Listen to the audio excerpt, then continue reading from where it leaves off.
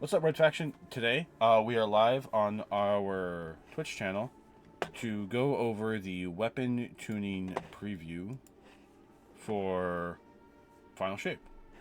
So, pitter patter, let's get at it. Dev Insights, the Final Shape abilities tuning preview. Hey folks, Combat Team here for a rundown on the ability changes coming with the launch of the Final Shape in just a few short weeks.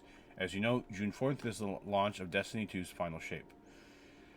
As a warning, this is one of our largest balance patches in recent years, so you may want to settle in for a long read. Here's a brief overview of what we're covering. Updates to the Stasis ability suite, including our new keyword, Frost Armor, the near future, a Well of Radiance and Warren of Dawn in the Final Shape, subclass by subclass breakdown of the balance of ability changes to abilities, aspects, fragments, including but not limited to those including with Prismatic. Let's start with Stasis. Shortly after the release of Stasis, we shifted back to the launch of we shifted focus to the back-to-back launch of the Bungie 30th Anniversary Pack and Void 3.0.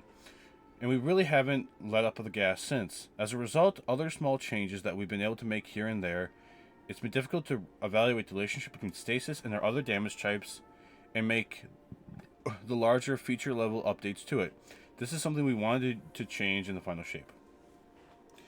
In particular, we want to upgrade the Stasis Shard Overshield that lives on the fringes of the damage type to make it a full-on keyword, and that we can incorporate into abilities, armor, and weapon perks. Frost Armor is a stacking buff that reduces incoming damage, with greater damage reduction as your stacks increase. At launch, Frost Armor will be granted from a variety of sources, including Tectonic, Grim, and Glacial Harvest aspects, fragments, and exotic armor. By default, you can build up a max of 5 stacks of Frost Armor that lasts 9 seconds. But with the newly reworked Whisper Rhyme Fragment, Frost Armor's maximum lifetime increased to 13 seconds and can have a maximum of 8 stacks. Unlike Stasis Shard Overshield, Frost Armor will remain active when your super is cast, though its effectiveness is significantly lower while your super is active. You are fortified by layers of durable stasis matter, reducing incoming damage. Frost Armor resistance grows stronger as you gain additional stacks. Reduce damage from PvE combatants by 4.5 per stack, and from enemy players 2% per stack. So does that mean roaming supers like the Warlock and the Titan are going to be better?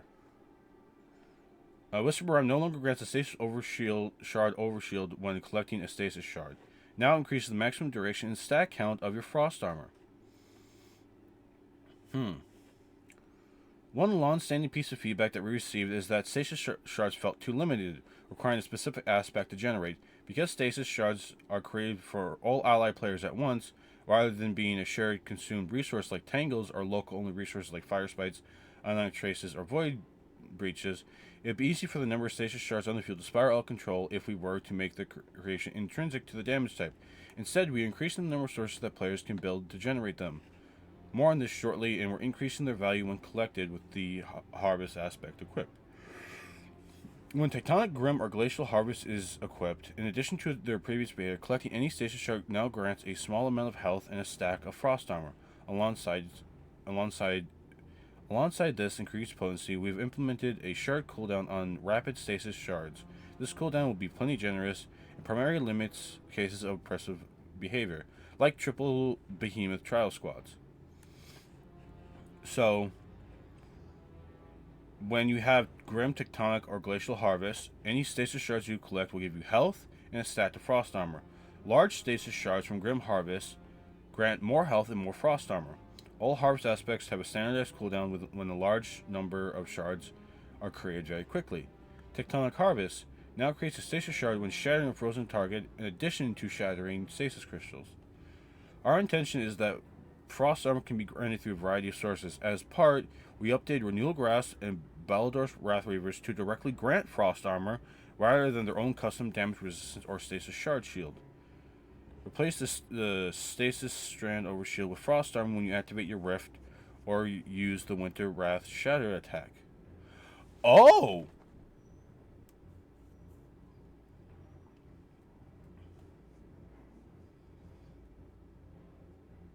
Huh.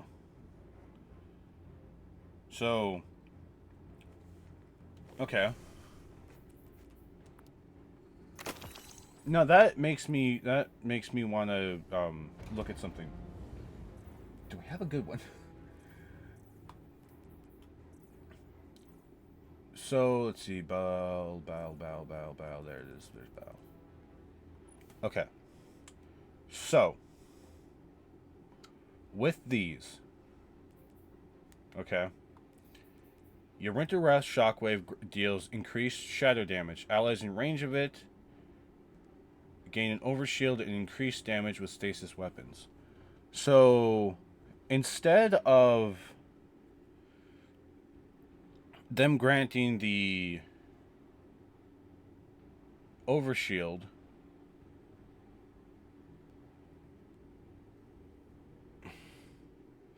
because now it's just when you activate your rift, it doesn't say when you use frost pulse, unless they're like intrinsically going to still work that in. Oh.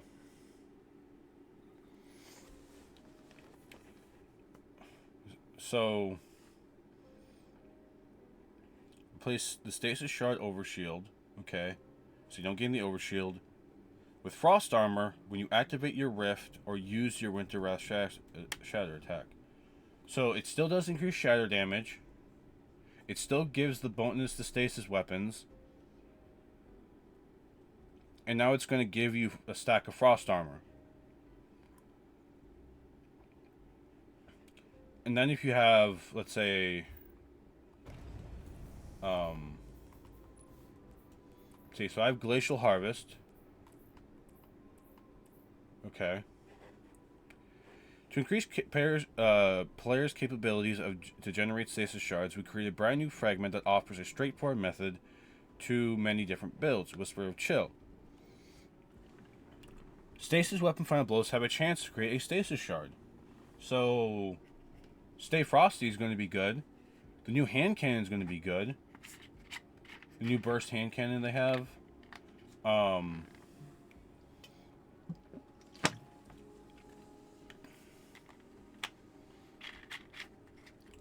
Is Ias Luna stasis?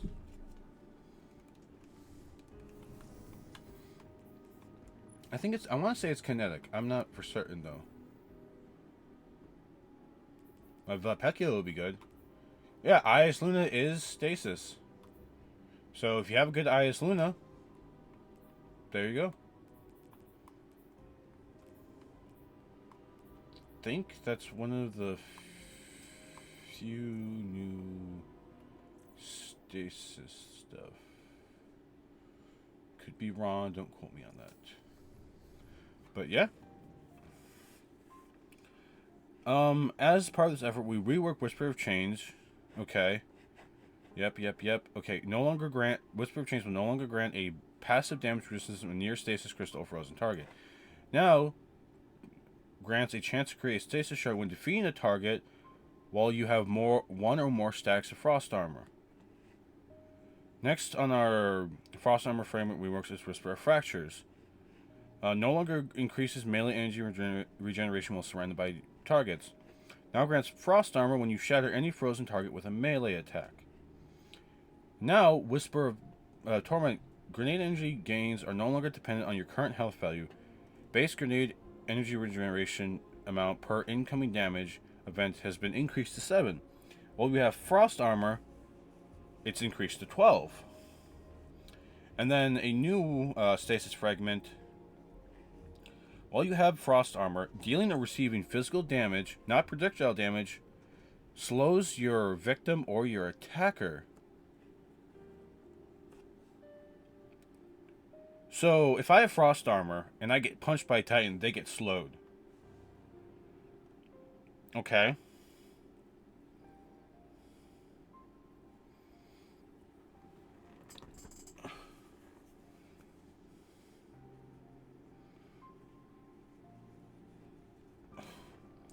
For Shatter, increase the PvE shadow damage to 400. They're trying to get warlocks off of well. Fix an issue where bosses auto shatter when being hit by 2 instances of shatter damage. Increase the issue where players in an active super would show immune damage flyouts when automatically breaking out of stasis freeze. Huh. That's a general update, now class specific.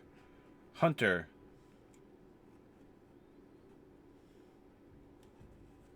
They're largely good? Yeah, change the super. Ice Flare Bullets. Increase the maximum number of Seekers created before going on cooldown to 5. Ooh, that's going to make Cold Snap very good.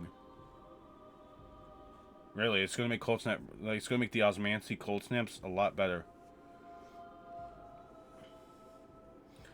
Slowing targets briefly increase your class ability regeneration.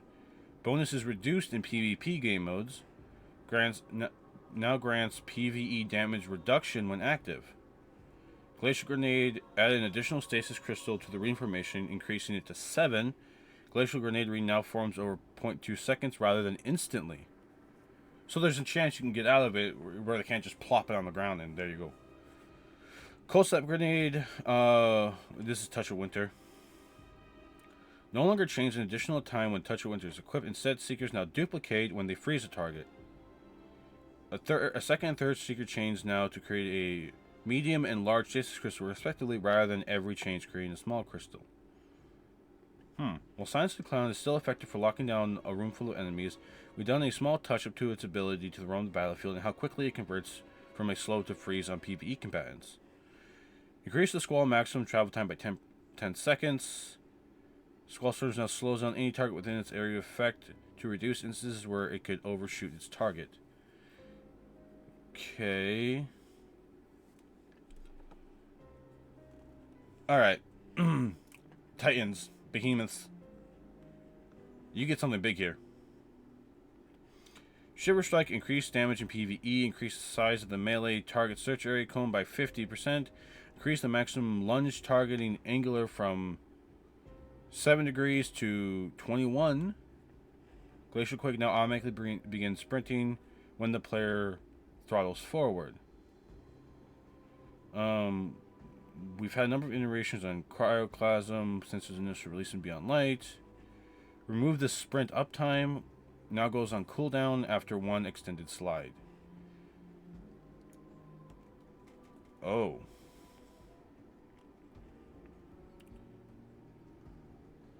Okay. For Diamond Lance, okay. Increase the thrown Diamond Lance detonation radius to 5 meters. Increase the Diamond Lance slam detonation to 8 meters. Diamond Lance now shatters stasis crystals on direct impact. Reduce the pickup interaction to 0.1 seconds, matching strand tangles, and increased the pickup time to 3. Well of Radiance and Ward of Dawn. Here's the big one. Okay. Back in November, we briefly touched on Well of Radiance and Ward of Dawn, and how we are evaluating their place in the sandbox. With the launch of Final Shape, we're making some larger changes to both of these supers to push them directly into more distinct identities, and to reduce the fire and forget nature of Well of Radiance. Well of Radiance core fantasy has always been the supercharged healing and empowerment combo, offering a rally point for your fire team during moments of focus.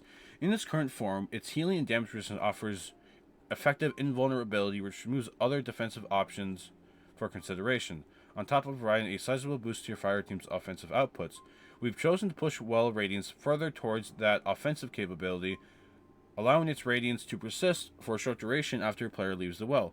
We're also pulling back on its defensive output, both damage resistance and healing rate, by a significant margin. Well of Radiance now grants Radiant for 8 seconds when players exit the Well of Radiance area. Reduced player survivability when standing it, reduced healing to 50 health per second, matching 2 times restoration. Increased heal on cast to 300 points. Reduced damage resistance versus non-basket combatants to 10, and reduced... Oh. So it's still going to be used in PvP a lot. Now 5 orbs will spawn on your Well of Radiance. Okay.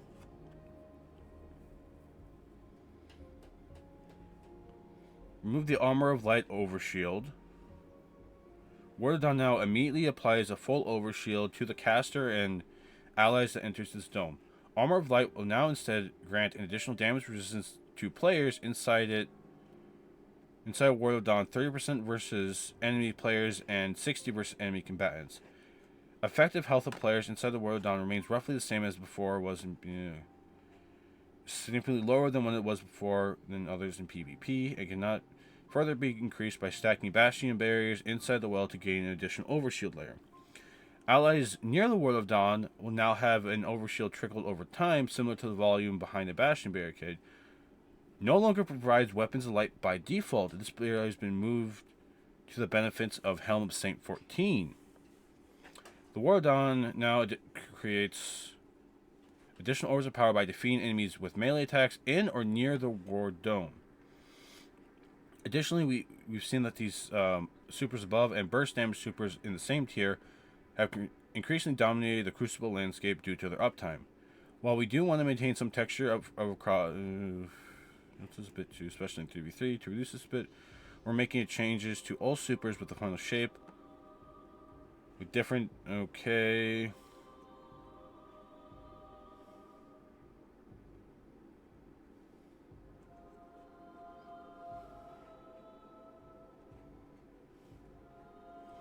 Okay, so Roman supers are going to become a little better.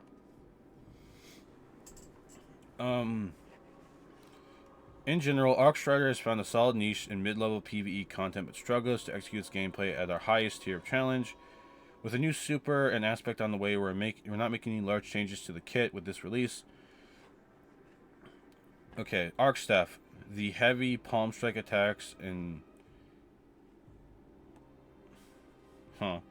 heavy air slam blind enemies. Decrease the base cooldown to 90 seconds for disorienting blow. Tempest Strike, additional damage resistance versus PvE when activated, lingering for a short duration after the attack. We made corresponding changes to Stormcaller's Lightning Surge in the same way, with more survivability when you aggressively teleport into a group of enemies. We've also increased the proximity detonation volume. We call this arming shape for ball lightning, fixing an issue where the projectile would pass above a target and that it could damage but fail to detonate. Lightning Surge added additional damage resistance versus combatants when active, lingering for a short time. Ball lightning increased the final arming by 30%. Trait Lightning has been a staple of the Stormcaller's identity since its inception and as an upgrade to the Thunderstrike melee in the original Destiny. With the introduction of Jolt in Season of the Plunder and its propagation across the sandbox, however, it started to feel a bit left behind. We're increasing the damage dealt by its chains by 100% to help increase its effectiveness against crowds of enemies and to make it feel worthier option in comparison to the Warlock's many ranged melees. Chain Lightning, increase the secondary chains to 54. Wow.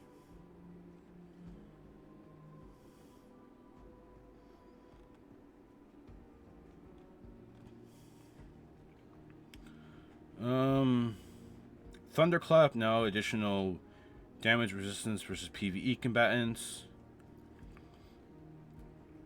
20. Maximum to 20. The maximum damage versus players is 14 for Thunderclap. Increased bonus damage granted when the powered melee versus PvE combatants to 50%. Rework the healing behavior. No longer unstuns health regeneration on melee feats. Now instantly grants a chunk of healing that scales with the type of target defeated. So a player will give you 30 points of health. Miner will give you 50. A champion plus combatant will give you 100. Okay.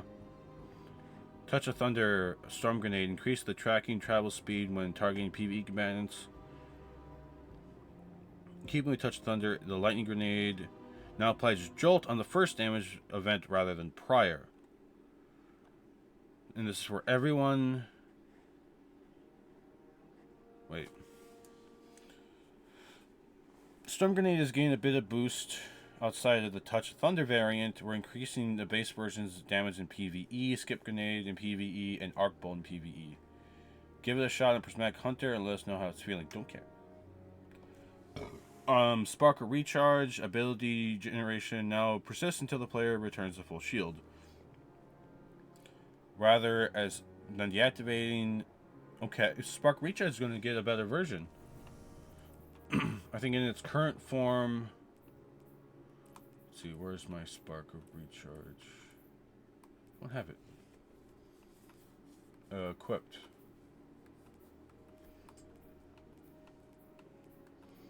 So when critically wounded, your melee and grenade energy regenerate more quickly. Now it will be until you are back at full health. Okay. Spark of Beacons now also triggers on defeating targets with arc power ammo weapons when amplified. So frequency. Where is frequency? Melee hit. Oh no, I'm saying Spark of. Oh, that's Spark of Beacons. I'm an idiot.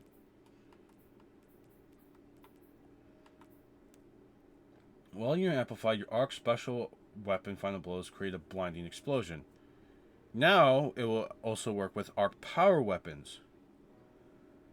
Also triggers on defeating enemies, so a blinding explosion when you defeat enemies with arc power weapons. That means Thunderlord is going to be probably still good. Spark of Frequency also grants 15 weapon stability on a powered melee hit, additional to its reload benefit.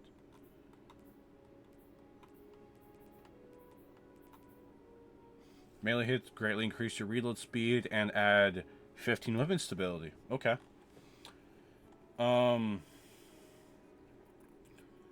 Hunters, the lightweight knife now has 2 melee charges by default. Increase the throw animation by 33%.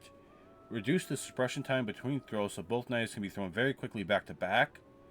Note the additional melee charge is not stacked with Ophidia Space due to the exotic's unique energy recharge behavior. We'll be monitoring this once it goes live.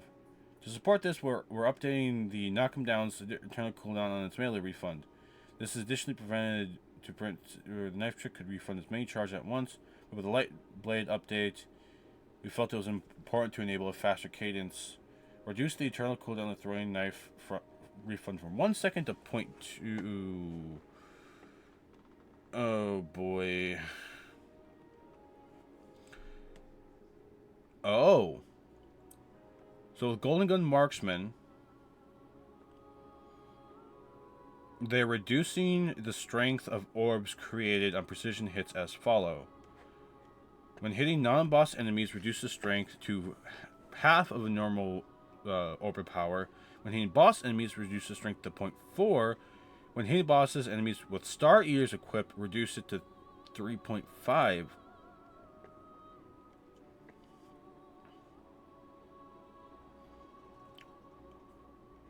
Concentration can now shatter stasis shields, or stasis crystals. Ignites generated by that deal 20% more PvE damage. Hammer of Soul increase the projectile submunition when Soul Invictus is now equipped as follows. If the projectile detonates within the 0.7 seconds following its lifetime, it now creates 4 shrapnel munitions up from 3. If it detonates after the 0.7 seconds, it creates 5, or creates 6. When it's equipped, only 3 are created, regardless of the flight time. Shrapnel submunitions now deal additional damage when Soul Invictus is not equipped, with the damage increasing after the couple seconds. Swarm Grenade. Increase the tracking size to 6 meters. Increase the lingering duration to 10 to 11 seconds, and increase the versus PvE commands. Void subclass. Hunters. Snare Bomb. Increase the lingering duration of smoke after detonation to 5 seconds. Now applies a small damage over time to enemies in the smoke, which increases in strength the longer they remain in the smoke. Trapper's Ambush. Increase duration of the smoke detonation to 6 seconds. Now applies snare bomb damage over time to enemies caught in smoke. And Stylos Executioner weaken effect can now be applied to glaive melee attacks. Titans increase the maximum bounce for the shield throw to 5. Increase the maximum lifetime to 4. Now it's increased tracking shape and strength after each bounce. Increase instability consistently find a new target. Slightly increased gravity and decreased thrust speed with each bounce. Offensive Orb can now only extend Void Shield detonation timer to its normal maximum duration to prevent issue where players could get into a bad timer state. Now regenerates a small portion of your active Void Shield with each melee defeat.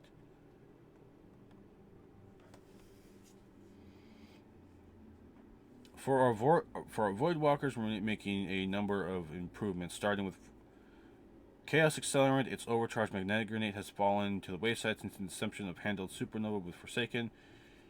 Okay. Chaos Accelerant charged magnetic grenade. Maximum intensity of the fixed knockback impulse by 10%. Increase.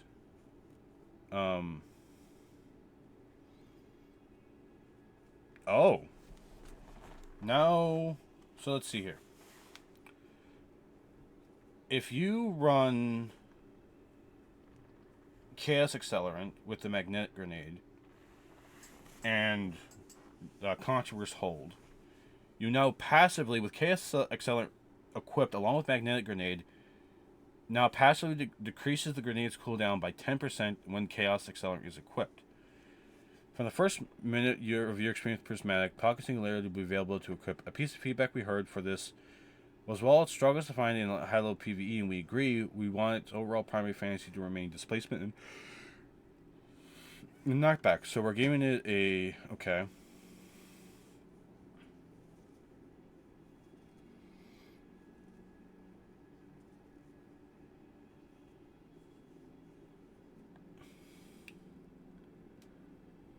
Increase detonation damage versus PvE combatants, and so the initial hit is up. Nova Bomb Cataclysmic variant. Increase Seeker count to 6. Fix an issue where Seekers could impact the environment on creation. Vortex variants. Increase the Linger to 10 seconds.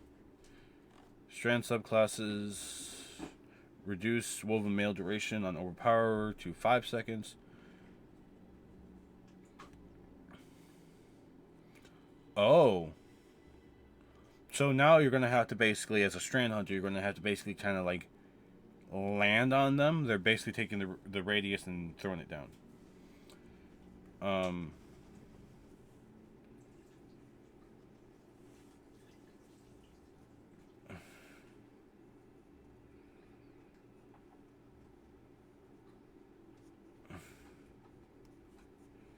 Okay.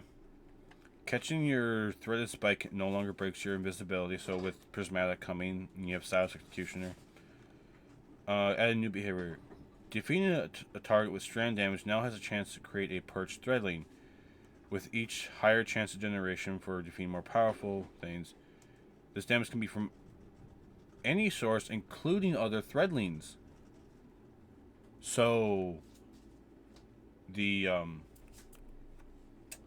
Warlock boots, Swarmers, are going to be even better. And especially when now you don't need to worry about getting Hatchling. You can just run something that is like a damage perk. So you can run something that has, like Headseeker or any of the others. Because now Weaver's Call, when you have Weaver's Call equipped, will make a perched threadling.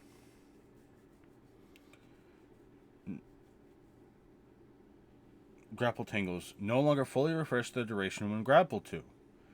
Now increases the duration by a maximum of 5 seconds per grapple, reducing the maximum of 1 second added after 5 consecutive grapples to the same tangle. Additionally, Grapple Melee will no longer be available to use after firing your weapon. This primarily intended to reduce the number of difficulty to understand grapple deaths in Crucible. Where players can grapple toward you, fire a single hand cannon shot, then follow up with a grapple melee. But it also reduces the number of melee damage stacking sources, which can spiral out of control very quickly. As each by removing the 1-2 punch from the equation.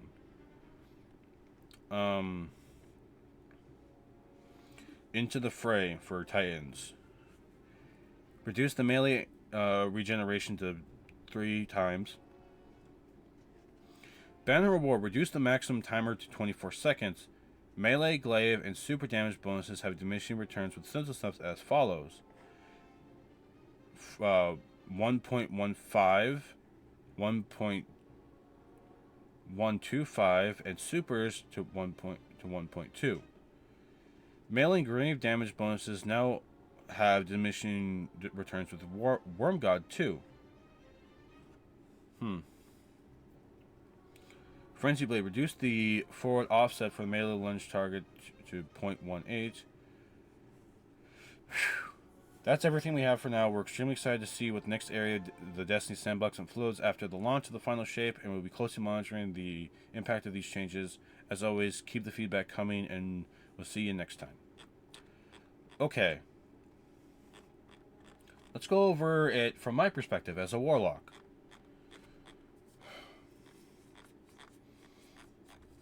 The well change. They said nothing in there. Now grants radiant for 8 seconds when you exit the well. But what happens when you enter back in? Do you still have radiant? Because what that's going to lead to is it's going to lead into people jumping into the well. Well goes down. Or you can drop the well. Your teammates can, gain 300 health. You have a warlock. You have a titan with a barricade. Or a bubble. You can just run the barricade.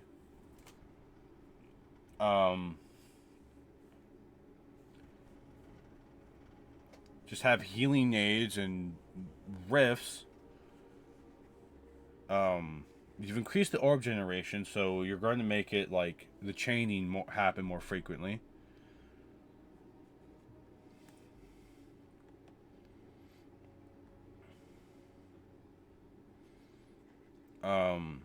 You can have people dip out, do radiant, come back in,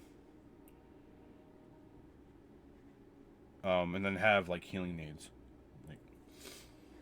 This one I think is just going to, it's going to play into this.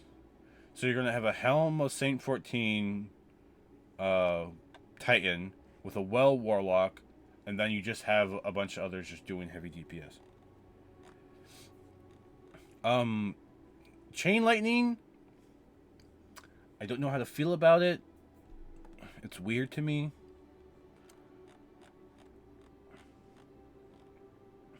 I have to see how all these work.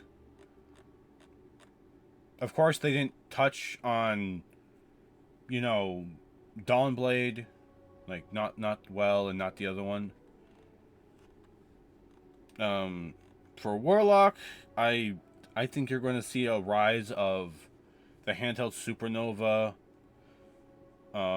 With Controverse coming back in. Cataclysmic it sounds interesting in theory.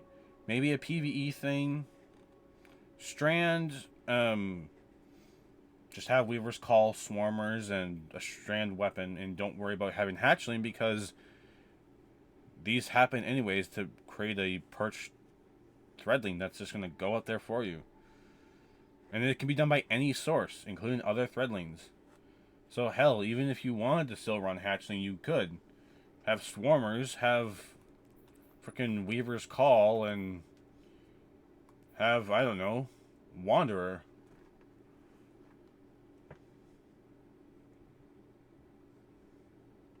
Or just have Mindspun.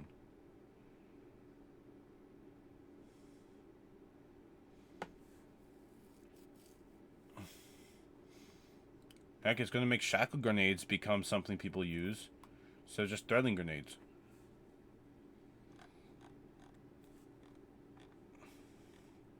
And that's all I gotta say on it.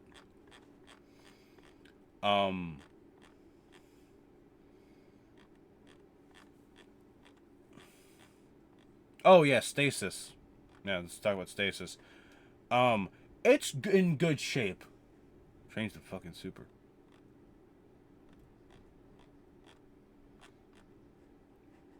Like, I like this for Wrathweavers.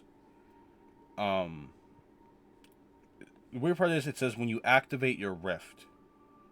So you can literally just run like a high recovery, get your Rift, you get a Frost Armor stack.